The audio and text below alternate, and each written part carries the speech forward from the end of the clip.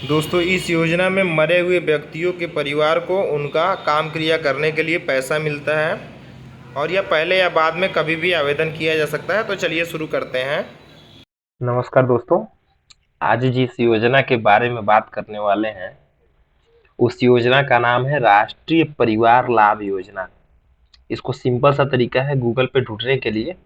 Google पे जाइए और सर्च कीजिए NFBS। ठीक है,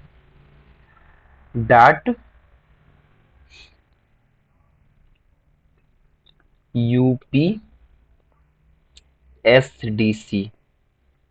ठीक है, और जो भी टैब दिखाई दे उस पे आप क्लिक कर दीजिएगा। क्लिक करने के बाद से आपके सामने कुछ इस तरीके का एक इंटरफेस खुलेगा। दोस्तों, वीडियो स्टार्ट करने से पहले सबसे पहले हम ये बता दें कि ये योजना क्या है और इसका क्या लाभ है। तो दोस्तों देखिए, योजना है राष्ट्रीय परिवार लाभ योजना। यह जो है गरीबी रेखा के नीचे जीवन यापन करने वाले यदि मुखिया का मृत्यु 18 से 60 वर्ष के उम्र के बीच में होता है तो उनको एक 30,000 रुपए की आश्रित धनराशि प्रदान की जाती है। वह सिर्फ एक बार देने का प्रावधान है और यह जो है आप आवेदन करके इसका लाभ ले सकते हैं। इसके लिए दोस्तों अगर हम बात करें कि वार्षिक आय आपकी कितनी होनी चाहिए या इसके लिए जरूरी दस्तावेज क्या क्या है, तो इसमें देखिए सबसे पहले तो आपके पास आधार कार्ड होना चाहिए। ठीक है, उसके बाद से मृत्यु जो जिनकी भी मृत्यु होती है उनका मृत्यु प्रमाण पत्र यानी डेथ सर्टिफिकेट होना चाहिए। ठीक है ना, उसके बाद से आय प्रमाण पत्र घर में जो भी हैं मतलब आश्रित थे उनका या घर का किसी परिवार का अगर है तो उनका आय प्रमाण पत्र होना चाहिए। ठीक है, आय प्रमाण पत्र में आय की सीमा जो है वो है, अगर ग्रामीण क्षेत्र में आप रहते हैं तो 46,080 रुपए है और यदि शहरी क्षेत्र में आप निवास करते हैं तो वो 56,460 रुपए है। ये डिपेंड करता है, बदलता रहता है समय समय पे सरकार के नियमों के अनुसार। तो आप इसको जो है एक बार अपने जो भी लेखपाल हो या पार्षद हो उनसे पूछ के कंफर्म कर सकते हैं, उस हिसाब से आप अपना आय प्रमाण पत्र बना सकते हैं। इसके अलावा दूसरा चीज क्या है, आधार सीडेड बैंक अकाउंट, यानी कि आपका एक खाता जिसमें आधार संलग्न हो, आधार लगा हुआ हो।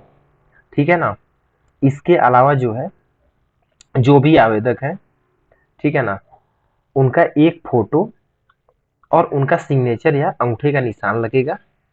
इसके साथ में मृतक की उम्र से संबंधित प्रमाण पत्र, यानी जो मैंने आपको वीडियो के स्टार्टिंग में बताया था कि उसमें उम्र की सीमा 18 से 60 साल होनी चाहिए, उसके लिए आपको उनका या तो आधार कार्ड मिल जाए, कुटुंब रजिस्टर की नकल मिल जाए, ठीक है ना, या फिर वोटर आईडी कार्ड हो, या आप कह सकते हैं कोई मतलब हाई स्कूल का मार्कशीट वगैरह हो जिन पे उनकी जन्म तिथि अंकित होती है, वो मिल जाता है तो आपका सारे डॉक्यूमेंट समझिए पूर्ण हो गया।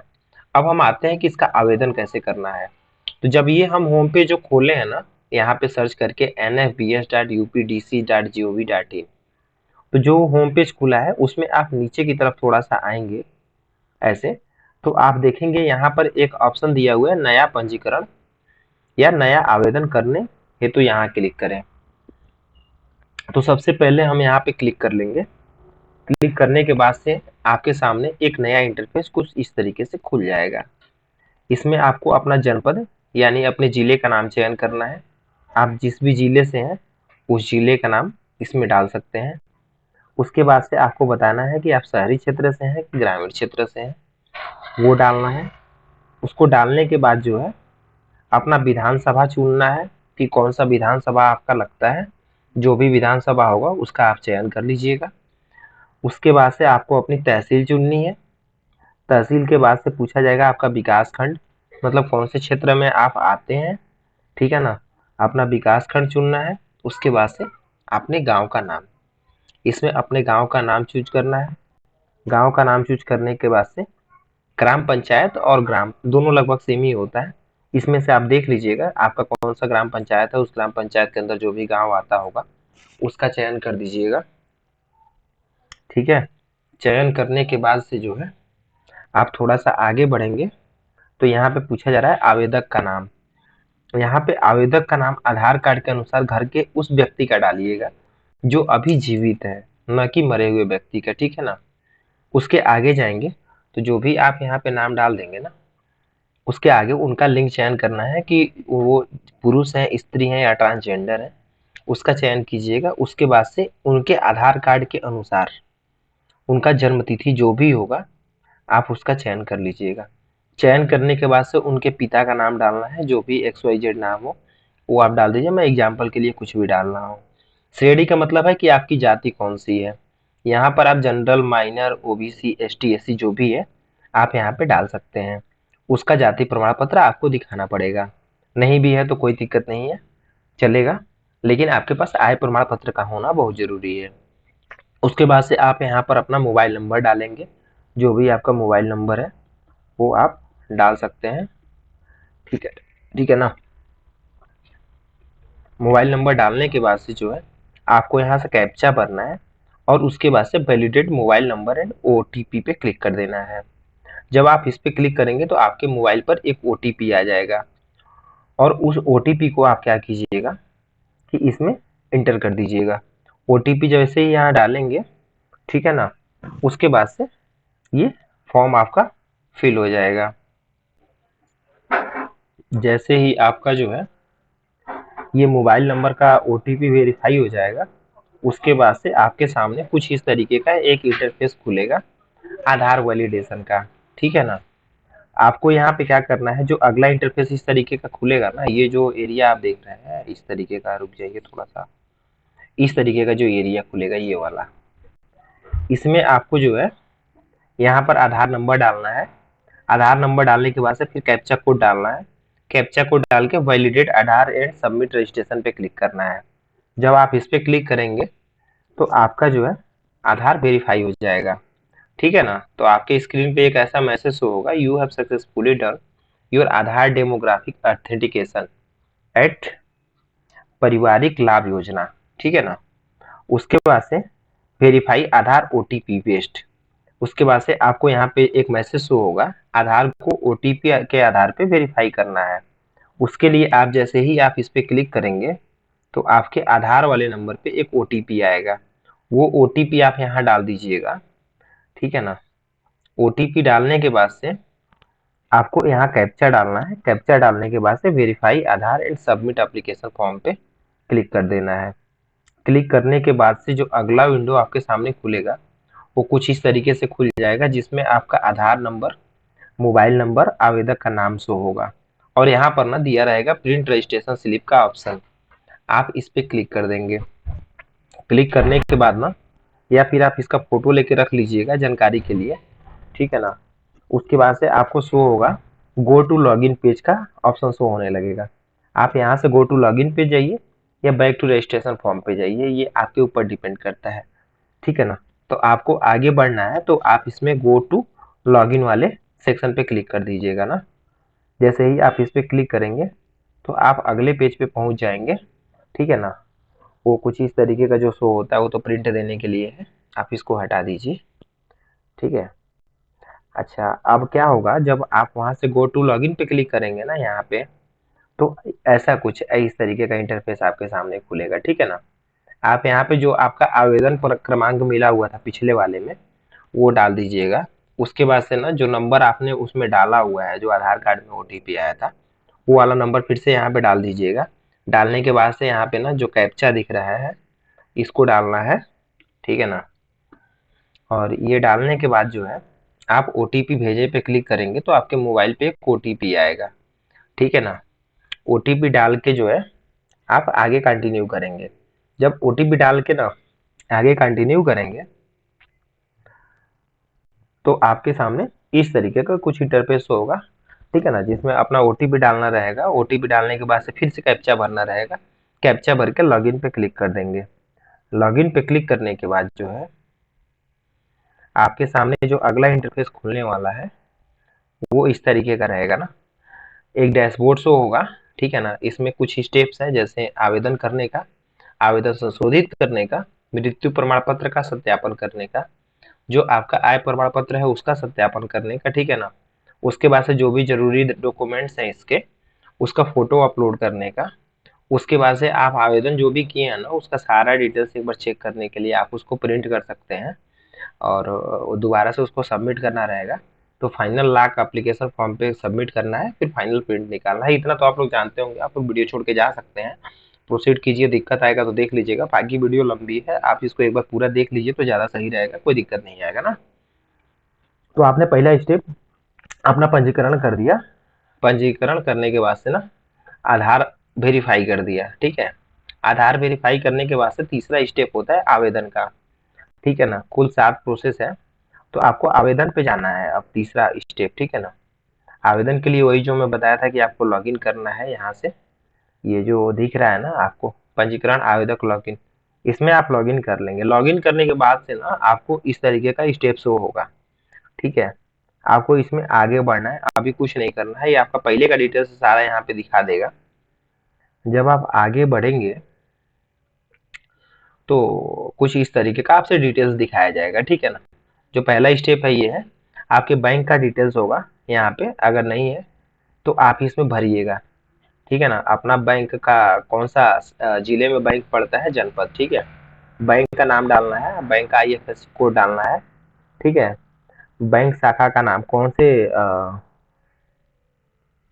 शाखा है बैंक का, और बचत खाता संख्या मतलब खाता नंबर आपको डालना है।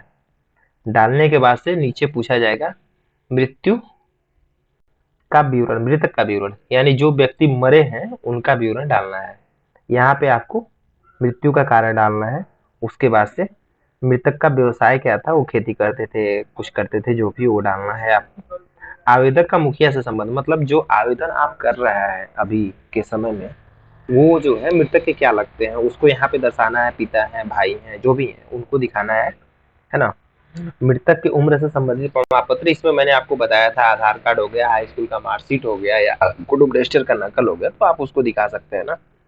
उसके बाद से राशन कार्ड नंबर या फैमिली आईडी, तो जो भी आपका राशन कार्ड है ना उसका नंबर डालना पड़ेगा यहाँ पे। उसके बाद से कैप्चा डाल के सबमिट एप्लीकेशन फॉर्म पे आप क्लिक करेंगे। क्लिक करने के बाद ना आपके सामने कुछ इंटरफेस खुलेगा, आवेदन संशोधन करेगा। इसमें अगर आप कुछ मतलब देख सकते हैं, अगर कुछ इसमें एडिट वगैरह करना है, आपको चेंज करना है, तो आप उसको देख के ना इसको एडिट कर सकते हैं। अगर नहीं करना है तो सबमिट एप्लीकेशन फॉर्म पे आप सिंपली क्लिक कर देंगे। क्लिक करते ही आपके सामने जो अगला पेज खुल के आएगा वो आएगा इस तरीके का, मृत्यु प्रमाण पत्र का सत्यापन, ठीक है ना। तो जो आपको सर्टिफिकेट मिला हुआ है मृत्यु प्रमाण पत्र का, उस पर तिथि लिखा रहता है मृत्यु का, तो उस पे से देख के आप इसको जो है मृत्यु की तिथि डाल दीजिएगा। मृत्यु का लिंग मतलब वो स्त्री है, पुरुष है, ट्रांसजेंडर, जो भी वो डाल दीजिएगा। मृत्यु प्रमाण पत्र क्रमांक जो होता है वो 3-4 स्टेप का होता है ना, तो जो भी उसका नंबर होगा वो यहाँ पे आपको डाल देना है अलग अलग करके, ठीक है। करने के बाद से जो है यहाँ वैलिडेट डेथ सर्टिफिकेट नंबर, इस पे जैसे आप क्लिक करेंगे ना मृत्यु प्रमाण पत्र संख्या डाल के, तो कुछ इस तरीके का शो होने लगेगा कि हाँ यह अवेलेबल है, ठीक है ना। मृतक का नाम हिंदी में क्या है वो दिखाएगा, अंग्रेजी में जो होगा वो दिखाएगा, ठीक है। उसके पिता का नाम दिखाएगा, मृत्यु की तिथि दिखाएगा, आयु और ये दिखा देगा। अगर ओरिजिनल होगा तो, डुप्लीकेट है तो नहीं दिखाएगा, ठीक है ना। उसके बाद से वैलिडेट डेट डिटेल्स, आप इस पर क्लिक करेंगे। क्लिक करने के बाद से जो है अगला इंटरफेस जो आपके सामने खुलेगा वो कुछ इस तरीके का होगा, ठीक है ना। इसमें आपका जो है आवेदक का विवरण दिया रहेगा, आय प्रमाण पत्र का सत्यापन दिया रहेगा। तो इसमें आपको आय प्रमाण पत्र का सत्यापन वाला यहाँ से डिटेल्स भरना है। आय प्रमाण पत्र का जो क्रमांक होता है, ठीक है ना, वो डालना है यहाँ पे, सॉरी आवेदन संख्या डालना है, आवेदन फॉर्म संख्या, उसके आगे आय प्रमाण पत्र क्रमांक डालना है यहाँ पे। वो डालने के बाद से यहाँ कैप्चा डाल के submit for income certificate number verification, उस पर क्लिक करेंगे तो आपके सामने आय प्रमाण पत्र इस तरीके से शो होने लगेगा। उसमें क्या करना है, आपको वैलिडेट इनकम डिटेल्स पे क्लिक करना है। क्लिक करने के बाद से ना ये आपका कुछ वैलिडेट हो जाएगा और इस तरीके का इंटरफेस आपके सामने खुल जाएगा। यहाँ पर आपको अपना फोटो डालना है, अपलोड करना है जो आवेदन करता है उनका, ठीक है। उसके आगे जो है उनका सिग्नेचर है, तो सिग्नेचर अगर अंगूठा लगाते हैं तो उनके अंगूठे का निशान अपलोड करना है। उसके बाद से मृत्यु प्रमाण पत्र जो आपने बनवा के लाया है या जो मिला हुआ है उसको अपलोड कर दीजिएगा। करने के बाद से सभी दस्तावेज अपलोड करें। इस पे जब आप क्लिक करेंगे तो सारा डॉक्यूमेंट्स ऑटोमेटिकली इसमें सेव हो जाएगा। सेव करने के बाद से जांच हेतु आवेदन प्रिंट करें, मतलब अगला स्टेप पे आप पहुंच जाएंगे। अगले स्टेप में इसका प्रिंट आउट निकाल के आपको जो है एक बार देख लेना है कि इसमें जो भी जानकारियां आपने भरा है वो सही है कि नहीं है। अगर सब सही है तो आप जो है फाइनल लॉक एप्लीकेशन फॉर्म पे क्लिक करेंगे। क्लिक करने के बाद से जो है ये कुछ इस तरीके से शो होगा, ठीक है ना। और शो होने के बाद से ना ये मतलब लॉक हो जाएगा और सबमिट हो जाएगा ऑटोमेटिकली फाइनल स्टेप में, ठीक है। उसके बाद से आप इसका जो है प्रिंट आउट निकाल लीजिएगा। प्रिंट आउट निकाल के अब आगे का स्टेप मैं आपको बता देता हूँ, थोड़ा सा समय दीजिए मेरे को, ठीक है। अगला स्टेप ये है कि जो आप प्रिंट आउट निकालेंगे ना उसको ले जाके आपके तहसीलदार के यहाँ सबमिट करना है, ठीक है ना। देखिए यहाँ पे लिखा हुआ है, ये टर्म कंडीशन है सारा, इसका भी मैं लिंक नीचे दे दूंगा, आप चाहें तो इसको आसानी से पढ़ सकते हैं, ठीक है। और ये प्रोसेस 45 दिन के अंदर ही करना होता है, मृत्यु से 45 दिन के अंदर, तभी इसका आप लाभ ले सकते हैं, है ना। जिला समाज कल्याण अधिकारी या उप जिला अधिकारी जो होता है उनके यहाँ ये ले जाके आपको जमा करना पड़ेगा फिजिकल तौर पे, ठीक है ना। तो जो आवेदन फार्म है उसके साथ में जो भी संबंधित डॉक्यूमेंट्स होता है उसको आप फिजिकली जो है लगा के उसमें स्टेपलर करके ले जाके जमा कर सकते हैं, ठीक है ना। और आपका जो है अप्रूव हो जाएगा तो फिर पूरा पैसा जो है आपको आपके खाते में आ जाएगा या आपको एसएमएस के थ्रू इसकी जानकारी मिल जाएगी। मुझे लगता है दोस्तों की वीडियो काफ़ी लंबी हो चुकी है, अब मैं वीडियो क्लोज करता हूँ। और आपने इतना समय दिया इसके लिए आपको बहुत बहुत धन्यवाद। और दोस्तों ऐसे ही हर नई योजना का अपडेट या जानकारी पाने के लिए आप मुझसे जुड़े रहें और लगातार आपको कुछ ना कुछ नया जानने या सीखने के लिए मिलेगा जिससे आप अपना या समाज का भला जरूर कर सकते हैं। धन्यवाद दोस्तों।